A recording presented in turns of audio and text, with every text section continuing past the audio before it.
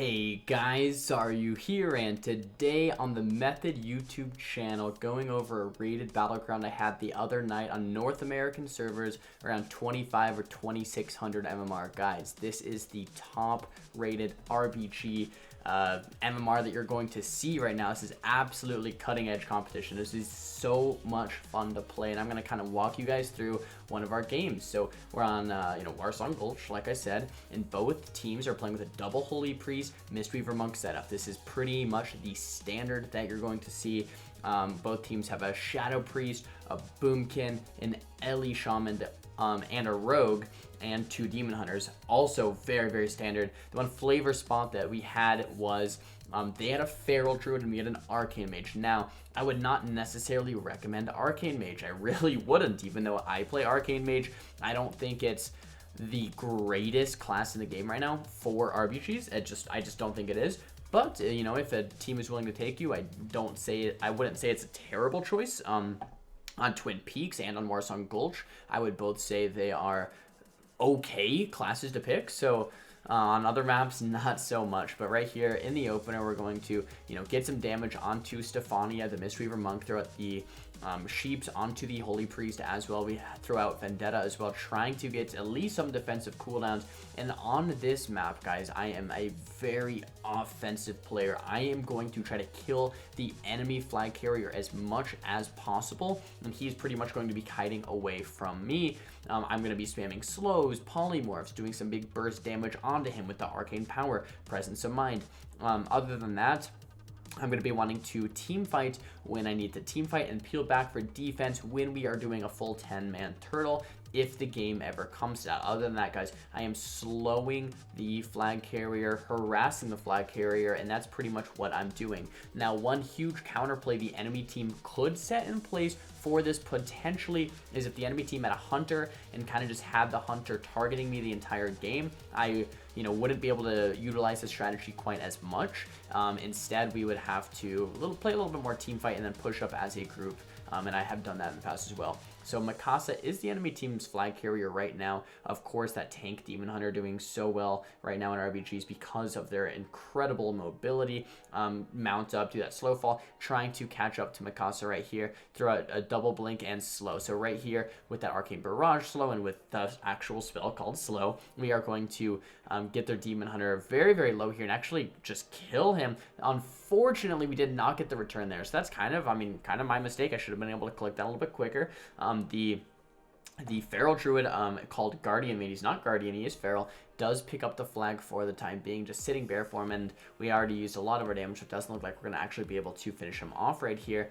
And unfortunately, it looks like the tank Demon Hunter is going to jump up, and the Guardian Druid is going to jump up, and they're going to be able to toss the flag back over to the tank Demon Hunter Mikasa, and honestly, hats off to them. Very well played here in this opener, right? They had a shaky start. The Demon Hunter died right away, but we did manage to actually catch up to him, get that kill. But they did manage to peel back, get that flag swap, and that's very, very well played by them and a little unfortunate for us. But once again, guys, like I said, my focus target here onto a healer. I'm chasing down the Demon Hunter, chasing down the tank. They use a Ray of Hope, topping them off. One of the reasons why Holy Priest is so incredibly good right now in rated battlegrounds is because of that Ray of Hope, saving any target you want, and because of that presence of mind bouncing all around. That's why both teams usually have 2 or 3 Holy Priests at any given point. Right here, though, blink past that barrier set down by their monk, chasing down Mikasa once again. Have that slow, have that Arcane Barrage slow, have a ton of damage coming out. Now I have Arcane Power and Presence of Mind ready to use, but I'm at 10% mana, so I want to go for a quick evocation before I use it. Push ahead, grab the speed boost, throwing out the polymorph, do get kicked, Frost Nova, and managing to stay ahead of the pack here, but if I go too far, I'm going to outrange my healers, and I am going to die. 10% mana, still 12% mana. Need to get all of my burst cooldowns off, but I need to maybe channel that evocation if I can have the foresight to do that. There's the evocation, and I have that Arcane Power Presence of Mind now ready to one-shot this guy. Now I'm popping all my cooldowns, 1.5 million. The Arcane Missiles now coming in. have no CC on the healers, but we have so much damage coming out of Mikasa. Is he going to go down? There's the Guardian Spirit keeping him up. The Arcane Orb coming out as well. Mark of Alunith being casted, but the Cyclone does come out. Stop the cast on the Mark of Alunith. The Master Spell does come out. Mikasa looks like he's going to be fine for now. Kiting down the ramp, but now that Mark of Alunith blowing up a ton of missiles in the air. Stefani is the only healer in range. I do have Kick available. Let's see if I use it. The full silence comes out. We do get the return, and we do get that first cap. There it is, guys. Pretty solid start to a game here. They had a little bit of a shaky start. They recovered a little bit, but we just chased them down, kept up that huge damage, and that's why Arcane Mage can be viable on a map like this. Now, once we get the kill, immediately running to their graveyard. Guess what? Mikasa's gonna res here in a couple seconds. Boom, Mikasa just res. We want to make sure to slow him as well as we can, right? I block off my dots, and the plan here is to go invis and maybe try to slow Bad and Bougie because he does have the flag right now, but instead, I probably should have just been slowing Mikasa or staying a little bit closer for this handoff here. So I get the Polymorph here on Bad and Bougie, keeping him nice and slow. Polymorph and slow, that's the name of the game on this map, right? Polymorph and slow and a bunch of damage as well, but keeping him from getting this handoff or just slowing the handoff down as much as possible, getting some arcane stacks, throwing out that Mark of Alunith as well. Don't want to use like all my cooldowns onto this guy because he is going to get that handoff, and there's the handoff right there. I should have been a little bit quicker on that. Maybe been able to return that handoff or just made it more difficult for them to get that handoff. So that's my bad. Once again, that stun does come out onto me. They'll have all my offensive cooldowns. The Vendetta and the Kidney do land onto Mikasa, popping all my offensive cooldowns. Now the Guardian comes out. The Ray of Hope does look like it's going to be negative, but he does catch heals right at the end. Mikasa is going to be fine for now, but we did get a ton of the enemy team's defensive cooldowns out of them. Want to kind of pull back a little bit. So my Rogue is dead, and we can just team fight for just a second here while my team recovers. Maybe force a kill or two, maybe get the enemy team a little bit, like just force them on the defensive a little bit, get a player or two on the enemy team into the graveyard, and then push up on offense. Very good strategy from time to time when you want to do that. But we do have one flag up on these guys, but the first cap doesn't really matter because the second cap will always win, right? So if it's a tie 1-1, the player that got the most recent cap is going to win the match. That's on Warsong, GULCH, or Twin Peaks. So since we got the first cap, if they cap and that's it, like, we're still gonna lose the game, right? So the first cap isn't that big of a deal. We want to make sure to get this next second cap, which would be definitely pretty game changing. Now, since we got a kill or two, just like I was talking about, we're pushing up the ramp. We're going to push into the enemy, have that Holy Priest once again on my focus target. To have kick available. I have arcane power here in 16 seconds. I can definitely blow someone. If I did a displacement back, I did not realize I was going that far back. I actually played this a night or two ago. I do remember doing that. I was like, oh no, I didn't realize I was actually displaced that far back.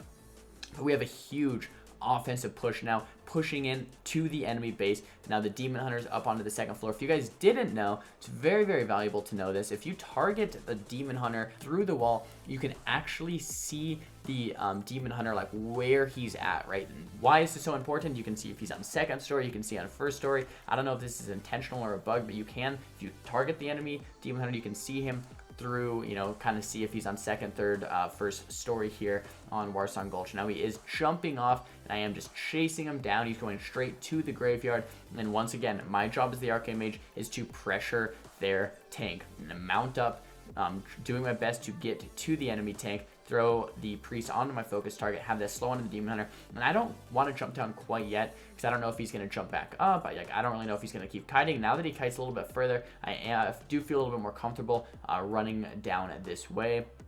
But I have a ton of burst damage going out onto Mikasa. The arcane power, once again, presence of mind, ton of missiles, and he does go down, but it looks like they get the swap to the priest, unfortunately, throwing out the mass invisibility, and they get the swap back. So once again, shaky, play by them to let him die that fast, but they do get that swap back. So it's very unfortunate. Once again, if we had someone there to click it a little bit sooner, that probably would have just been our second cap.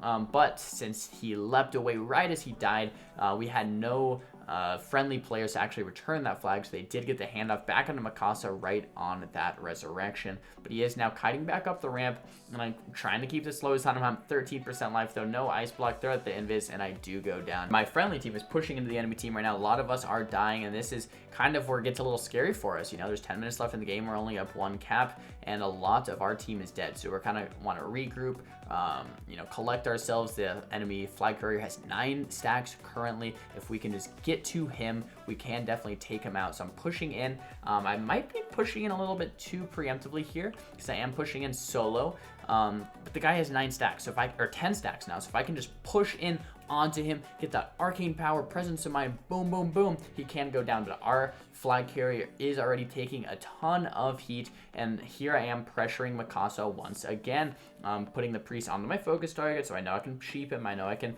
you know, throw out the counterspell onto him as well. I get knocked back, displaced back up, nice play there. Don't want to get knocked down by that holy priest, and I do have a ton of damage for this guy. And I do have Roy Mix here with me, MX, the Shadow Priest, here with me. So we have Shadow Priest, Boomkin, and Mage, and we're kind of chasing down Mikasa right now. I'm kind of blind sighting as well because we don't have a healer quite yet. We're kind of waiting for my friendly team. Get that Blood Elf silence into the full sheep. Now Stefani is here as well. Mikasa at 11 stacks. Look at this. Boom, boom, 2 million, 2 million. So much damage on Mikasa. That's why Arcane Mage is semi-viable here on these maps. Mikasa taking a lot of damage. We do get a lot of the defensive cooldowns, but it looks like I'm just going to go down once again. And that was really because we did not have a healer on offense to keep us topped off. Now, our Demon Hunter is getting very low. The Ray of Hope does top him back off, pushing back on once again to offense. Mikasa is getting very low once again, and it looks like he does go down right there. They actually killed him without me. Now that they had that stronger offensive push with a healer on offense, right? So now we're up 2 caps to 0 with 7 minutes left. If we don't throw this game, we should pretty much be good to go to win this game, because we, you know, at this point, they shouldn't be able to get 2 caps in 7 minutes. Now, it is not impossible for them to do that, but at this point, they shouldn't really do that unless we're really throwing the game. Mikasa's running over to pick up the flag once again. Our rogue's doing a great job of sapping him, incredible job of slowing him, just like I am. Now we're getting a huge grind right there on the enemy team. Tons of arcane barrage damage with that resonance talent, just completely exploding everyone. And it looks like they are now leaving the game. Now, guys, these are 2,600 MMR games. We had a couple more wins, couple more losses. If you guys want to see more of this type of stuff, definitely let me know down below in the comments. I do post gameplay of high-rated RBGs and high-rated arenas on my channel pretty much on a daily basis. So go check out my channel too if you guys want to see that kind of stuff, or this kind of stuff on a pretty much daily basis. Shadow Priest doing so much damage here in the match. Here's the MMR as well. 2,600 MMR. The Holy Priest definitely sustaining a lot of the healing overall, but the monks with so much mobility. Yeah, here's the damage breakdown, guys, if you want to take a look. Alright, guys, make sure to thumbs the video up if you liked this RBG breakdown. Thumbs the video down if you did not like it. Now, talk to me down below in the comments about what you guys want to see for next time. If you guys like stuff like this, I upload daily videos onto my channel, so make sure to check me out as well. Don't forget to subscribe here to the Method YouTube channel. I'll see you guys next time. Peace.